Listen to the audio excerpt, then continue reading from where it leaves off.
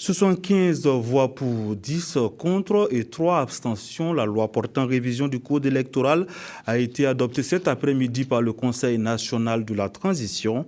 Cette loi qui introduit des innovations majeures dans le code électoral a surtout suscité des réactions, notamment à ses articles 135, 166 et 242 qui portent sur l'inéligibilité des membres du gouvernement déchu et toute personne ayant soutenu ouvertement la modification de l'acte 37. Adama Koulibaly, reportage.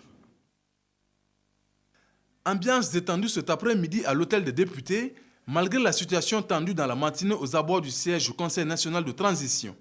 16h10, c'est le début de la séance qui a à son ordre du jour la modification de la loi portant sur le code électoral.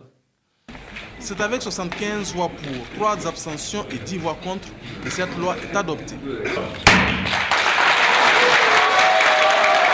Le nouveau code comporte une cinquantaine d'amendements, notamment aux articles 135, 166 et 242, qui portent sur l'inéligibilité des membres du gouvernement déchu et toute personne qui a soutenu la modification de l'article 37. C'est une satisfaction pour le gouvernement au regard des tensions au sein de l'opinion depuis l'annonce de la modification du code électoral.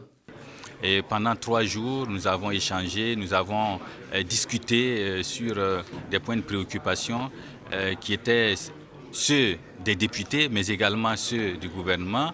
Il y a eu des questions ignorées qui n'avaient pas fait l'objet initialement d'amendements par le gouvernement. Nous les avons prises en compte et nous sommes repartis discuter au niveau du gouvernement et nous sommes revenus encore en plénière. Et je pense que ce sont ces allées et venues-là qui nous satisfont en termes, n'est-ce pas, de procédures qui permettent, n'est-ce pas, d'intégrer autant que faire se peut les sensibilités des uns et des autres et de maîtriser tous les contours d'une problématique. Et donc ici, on peut se réjouir de ce que la procédure a permis qu'un consensus soit trouvé autour de ces questions-là. C'est aussi un satisfecit pour la société civile, en l'occurrence le Balai citoyen, qui trouve en cette adoption des gages pour l'édification d'un État de droit. 3 dispositions nous satisfont particulièrement. L'interdiction des gadgets qui avait tendance donc à abuser en fait de nos populations dans les campagnes. Et désormais, ce sont les programmes politiques qui vont faire la différence. L'admission des candidatures indépendantes qui était depuis longtemps une illégalité dénoncée, mais que le pouvoir déchu ne voulait pas. Et enfin, la sanction politique qui a consisté donc à rendre inéligibles ceux qui ont participé à cette tentative de coup d'État constitutionnel-là. Pour les partisans de l'ex-majorité réunis au sein du groupe parlementaire ARD qui ont voté contre, ce code électoral vise tout simplement à écarter certaines personnes du jeu politique, mais il compte sur le recours au niveau judiciaire. Nous disons que la rédaction trahit l'esprit, en ce sens que, en réponse, vous avez suivi à certains vœux tendant à voir X ou Y écartés du processus électoral. En réponse à ces vœux, il a été donné l'assurance que ça serait exaucé.